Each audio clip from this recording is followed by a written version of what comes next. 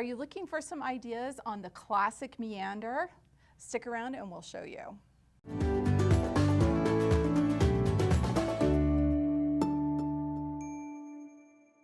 Welcome to Handi Quilter Watch and Learn. I'm Kim Sandberg and I'm Kristina Whitney. And we are starting a little mini series about classic quilting designs. And today we're going to focus on the stipple or meander.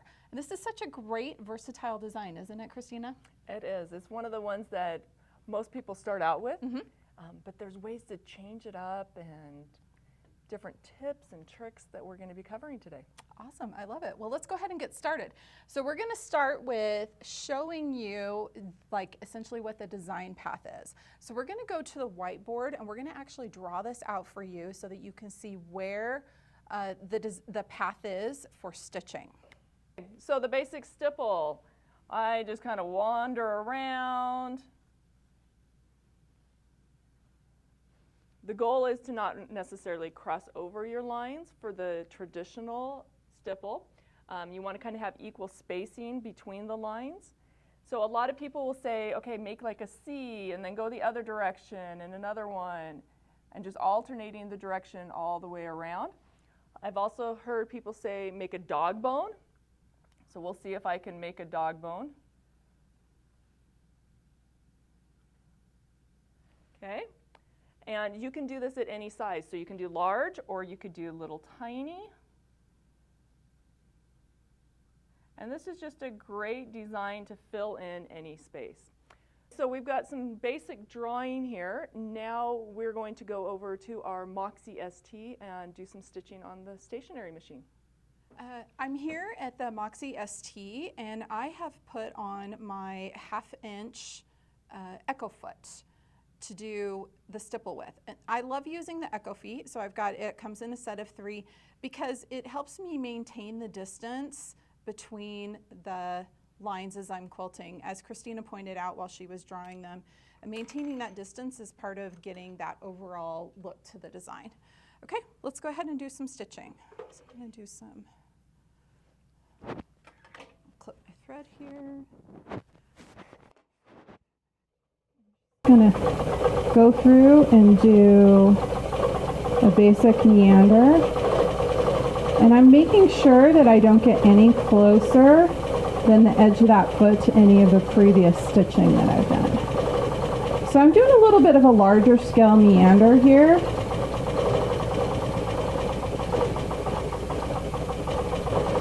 One of the really important things when you're quilting on a stationary machine or like a domestic machine, stationary or sit-down machine, is that you don't overextend yourself with where your hands are. As you can see here, the design is now above the top of my fingertips, so it's time to stop and readjust my hands so that I can maintain control of what I'm stitching. So there's just a basic meander on a stationary machine. All right, Kristina, let's take a look at stitching on the Amara or on a Longarm. Okay, I've got this square here that I'm going to be working in, so I'm going to try to fill up that whole space using the stipple. When you're doing this, you need to kind of think ahead of where you're going. That way you don't get stuck. I've also noticed a lot of people, they do their stipple and they tend to go very linearly and then come back. I prefer to do more of a nesting so that we get more of a meshed feel there and it's not so straight line. Okay, so here we go. And I'm just kind of wiggling those lines back and forth. Now I'm going to jump back up here and get this spot so I don't get stuck in there.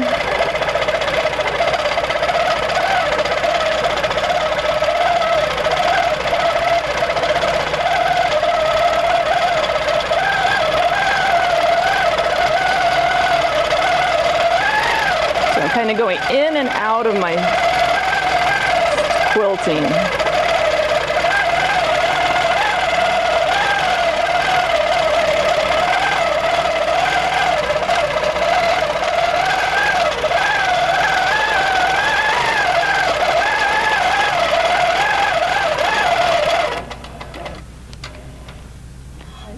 There it Yes, stippling on the Amara 20. Okay. We've drawn, Yep. we've practiced, we've done the stationary machine, Yep. we did our frame-mounted Amara 20. Let's do computerized. Let's do it. Let's show everybody how to do it with a Pro Stitcher. Okay. So we've got this square set up here, and the first thing we need to do is set up an area. So we're going to take a look at the Pro Stitcher screen, walk you through the steps really quick of how easy it is to set up a stipple, and then we'll stitch it out.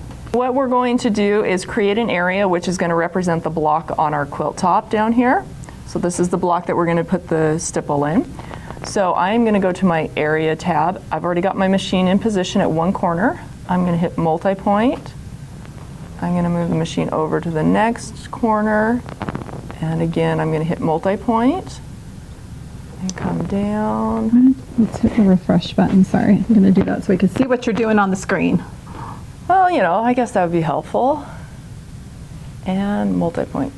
Okay, so you can see my piecing is not perfect, meaning my drawing on the fabric's not perfect. But we're going to go into the File, Design, and Open to find a stipple design.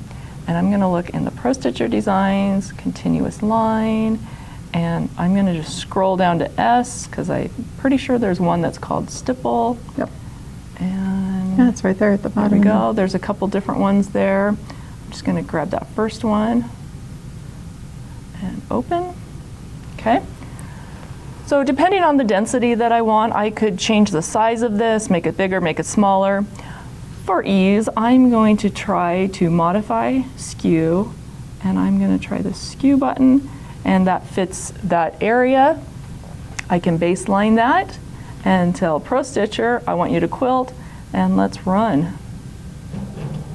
So the machine knows where to go. I'm just going to bring up my bobbin thread. We're going to hit resume, and it's going to stitch that out for us.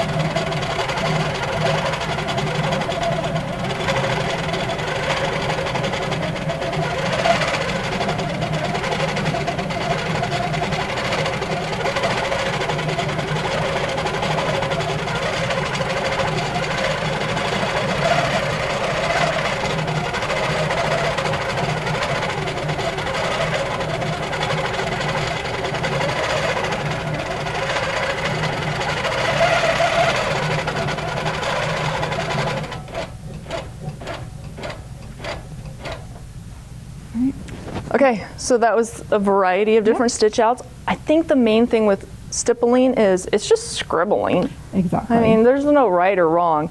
The main point though is to fill up the space. And try to keep it kind of even as you're stitching so Yeah. that you get consistent density all the way through. We showed it at like basically 3 different scales here. I did a larger one on the ST, and then you did a smaller one with free motion, and then we did one that was a little bit bigger with Pro Stitcher. They're all right. It just Yep. depends on the density you want on your quilt. Yeah. I don't know about you, but this was the first design I learned, and this was the only design I quilted for probably the first couple years I quilted on my domestic machine. So And that's how it is for most quilters. It's a very basic design. It's very versatile. It can fit in anywhere that you want. We did mention the different densities. Once you do pick a density for a particular area of your quilt, keeping that consistency sometimes can be a little bit tricky. So one thing that I like to think about when I'm doing this is I like to think about coins. Okay. Because, you know, money's fun to think about. But think about like the size. You use the echo feet, so I just try to visualize the size of a coin. Like, am I doing little tiny where, you know, maybe I'm going around a dime, or am I trying to do it larger? Maybe I'm going around a silver dollar or something like that. Okay. So just having that visual in my mind. So. Oh, that's a really great tip. All right, thanks so much for watching today. Be sure to give us a like and subscribe, and have fun quilting. One of the best things we get to do is create fabulous content for you. For 5 years now, we've been putting out 1 video a week in our Watch and Learn show, and we're going to be making a change to this cadence. So instead of doing it every single week, we are now going to be having our Watch and Learn show on the 1st and 3rd Tuesday of each month. The time isn't changing. They're still going to premiere on YouTube and Facebook at noon Mountain Time on the first and third Tuesdays. We're doing this so that we'll have opportunities to bring you more great educational content on even more social media platforms. So please join us. We look forward to having you enjoy one of our videos and have fun quilting.